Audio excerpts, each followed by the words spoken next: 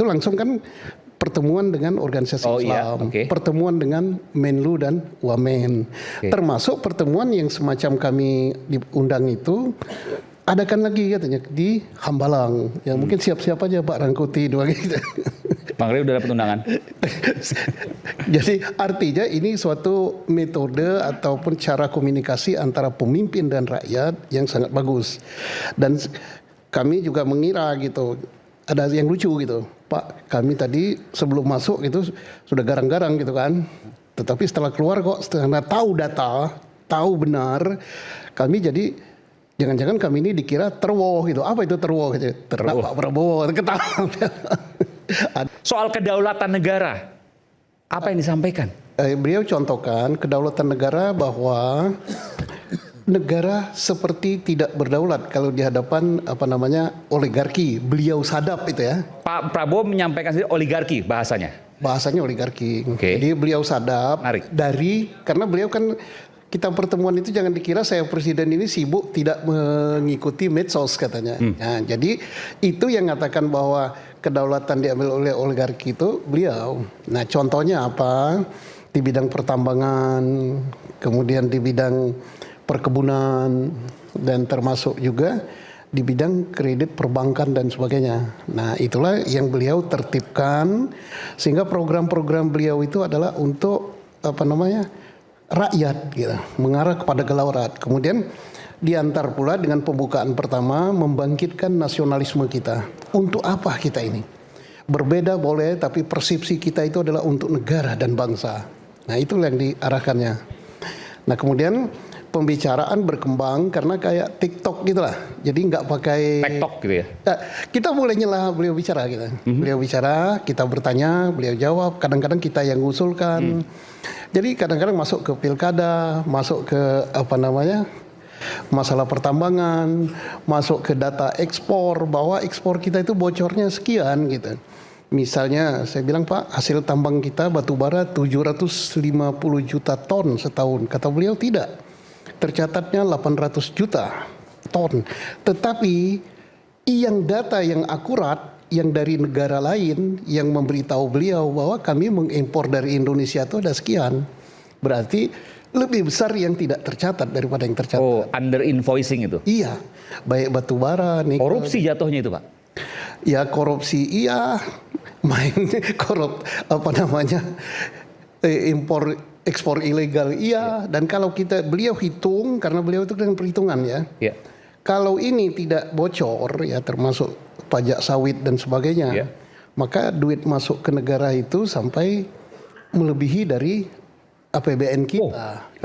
Lebih dari 3.000 triliun? Lebih. Kalau dari pertambangan, kelapa sawit itu dikunci kebocorannya atau seminimal mungkin ditekan? Iya. Lebih dari 3.000 triliun akan dapat setahun itu? Iya, jadi pemerintahan Pak Prabowo Gibran ini kan enak sekali kalau itu masuk. Tapi tidak seperti membalikkan tapak tangan kata beliau untuk itu. Maka perlunya kita nyamakan sikap bahwa kita ini untuk merah putih gitu, negara dan bangsa. Berbeda boleh, tapi tujuan kita itu. Nah, saya mau tanya Pak, tadi disebutkan oligarki.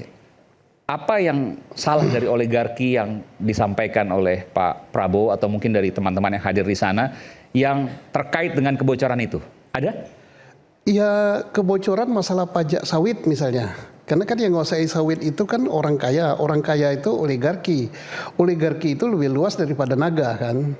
Nah, jadi kalau 9 juta misalnya tidak membayar pajak sawit, itu kan udah berapa? Yang bayar pun bocor gitu kan. Jadi kita kalikan memang luar biasa kekayaan kita. Pertama kami mau menanyakan itu kenapa kita kaya ini, negara kaya raya tapi miskin. Tapi setelah beliau buka datanya, justru kita jadi terbalik belajar dengan beliau. Ini datanya. Dan data beliau itu akurat. Yang kita tadinya tahunya akurat dari mana Pak? Karena sumbernya dia sebutkan ini sumber dari misalnya dari China, sumber dari negara lain kan akurat kan negara itu yang beli kok. Oke. Jadi alur logikanya masuk tuh ya. Kemudian misalnya masalah kredit perbankan kan akurat sekali datanya. Jadi dilakukan cross check, misalnya ini sawit. Iya. sawit ekspornya ke China misalnya. China misalnya ya. Lalu timnya Pak Prabowo mengecek ke China. Ya, data impor kita misalnya 360. data impor kita misalnya 1.000. Dicek.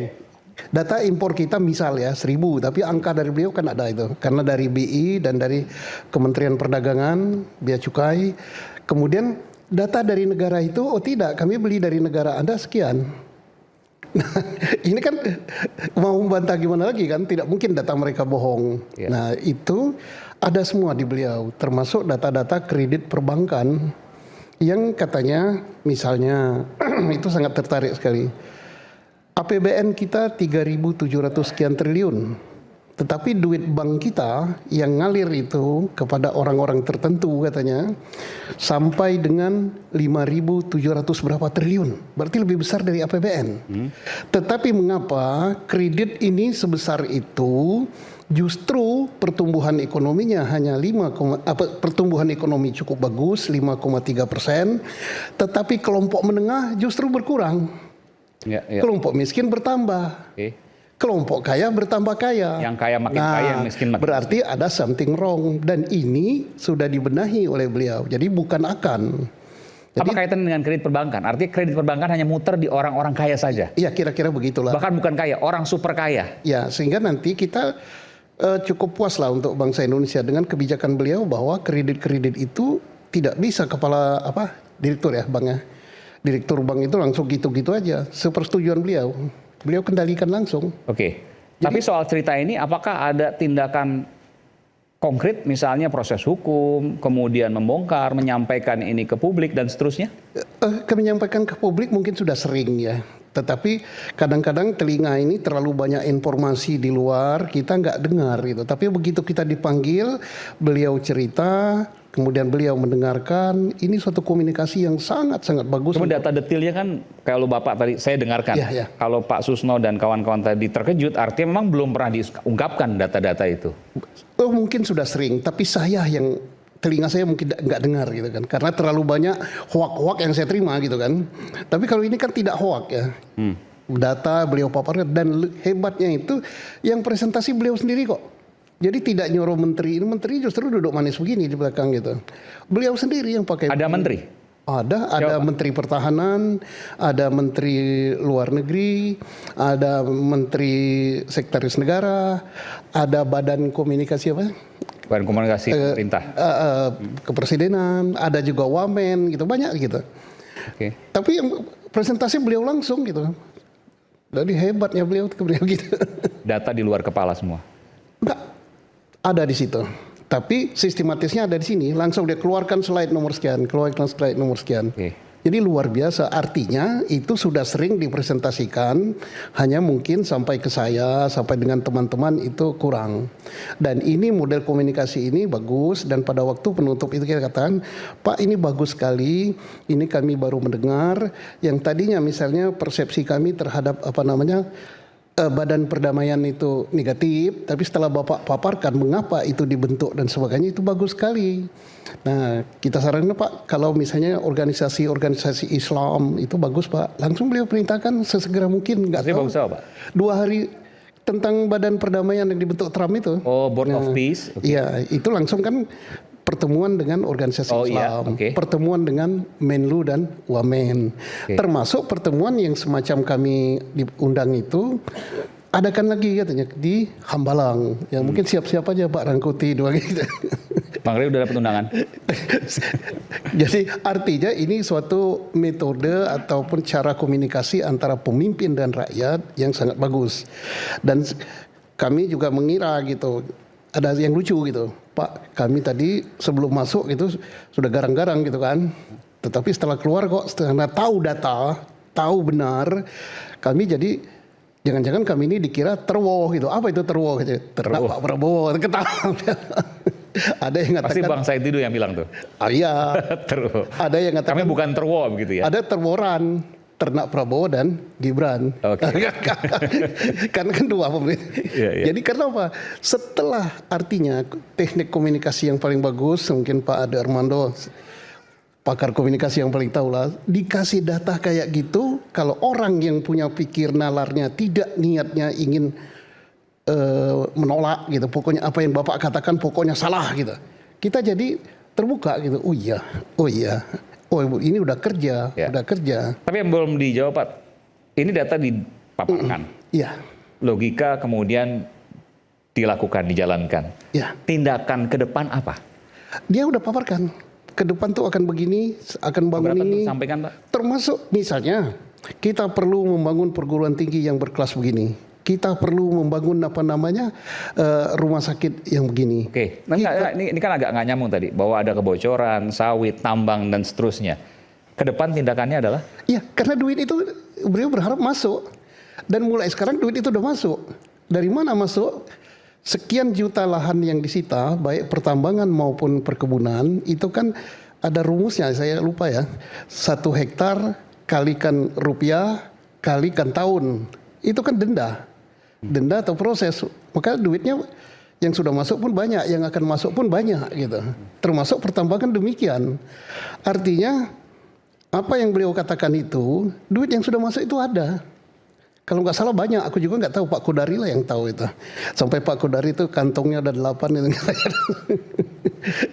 Jadi kita terkagum-kagum dengan cara beliau itu kan. Nah termasuk juga misalnya agak kalau kita pikir lo kok nertibkan perkebunan tidak pakai aparat hukum gitu kan, tentara yang di depan.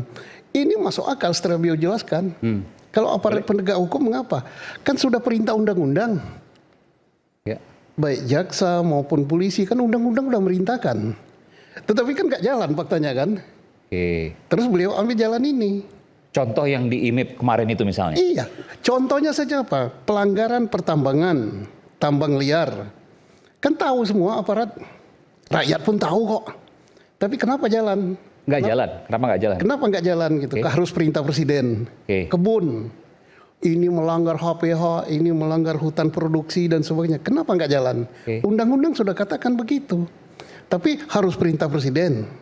Nah, ini mungkin aparat yang mendengar pada malam ini koreksi kita.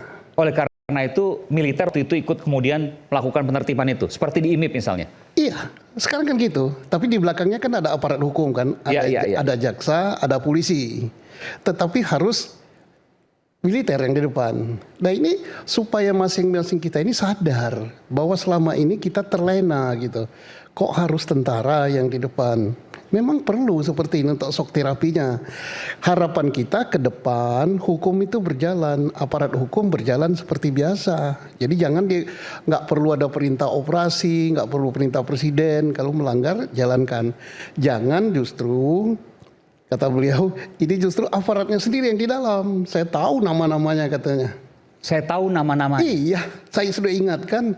Contohnya yang di mana? Timah. Ada berapa yang di Bangka Belitung? Iya, berapa ratus yang ditutup yang liar itu. Itu aparatnya. Saya tahu jenderal-jenderalnya. Iya. Pak Prabowo sampaikan itu. Oh, beliau wajar dia tahu, yang nggak tahu kan Susno kan. Kalau presiden kan punya intelijen, punya bais, punya segala macam kan, jelas dia tahu. Saya yakin informasi yang dia pegang itu A1. Tapi beliau masih baik bahwa diingatkan. Mundur dari situ. Kalau nggak mundur ya terima risiko gitu. Dan terus kan sekarang penertiban juga ke batu bara, penertiban kemana. Artinya walaupun hanya presiden dan wapres gitu kan, hendaknya aparat yang lain bekerja seperti itu sehingga negara ini lama-lama ke depannya tambah bagus. Itu yang kita harapkan. Jadi oligarki itu bicara, oke kita buka. Jadi oligarki itu bukan bicara hanya pengusaha, tapi main mata antara pengusaha dengan aparat penegak hukum. Bukan main mata, tapi berserikat gitu. Berserikat. Luar biasa. Dan itu terjadi, Pak Presiden tahu siapa pengusaha besarnya, siapa aparat penegak hukumnya, siapa jenderalnya. Saya nggak menanyakan tentu di sini Pak, tapi sempat disebutkan nama-namanya Pak? Ada yang disebut ada, tapi tidak ini ya, tidak kita sampaikan di sini. Baik pengusahanya maupun aparat penegak hukumnya. Ya pokoknya beliau tahu lah gitu. Bahkan sudah kasat mata lah gitu. Nah jadi kesempatan ini kepada teman-teman saya walaupun yang masih aktif gitu, atau yang sudah pensiun, sudahlah kita sudah waktunya. Mumpung presiden kita serius untuk mendharma baktikan jiwa raganya pada negara. Sampai beliau katakan, saya ini udah 75 loh. buat apa lagi kalau bukan untuk negara dan bangsa. Nah kalau beliau sudah gitu mestinya kita ini yang nggak tahu, yang sudah pensiunnya jangan-janganlah masuk ke situ gitu. Ya. Dan kita senang bahwa ini acara seperti itu akan dilanjutkan terus sehingga kecaman-kecaman yang kita sampai katakan bahwa sampai beliau katakan bahwa saya tahu saya ini di semacam dinyinyir gitu, ngejar koruptor sampai ke mana? Antartika. Sekarang tidak Antartika katanya, seluruh penjuru gitu. Nah, sampai saya tahu yang sembunyi di Malaysia itu katanya, yang kawin di Malaysia itu, saya perintahkan tangkap katanya. Saya kira nggak usah sebut nama, kan udah tahu kan. Tata kelola minyak, oke. Jadi berarti di Malaysia dong, Pak? Di Malaysia disebut. Riza Khalid di Malaysia? Nggak, aku nggak nyebut nama gitu. Mahasiswa lebih pintar dari saya lah gitu. Jadi disebutkan Riza Khalid di Malaysia? Saya tidak sebut namanya, mungkin pada waktu dan Pak Susno tidak membantahnya. Dan saya pada waktu beliau nyebut mungkin saya lagi minum kopi, lupa gitu. Oke, kita beri tepuk tangan untuk Pak Susno Nuwaji.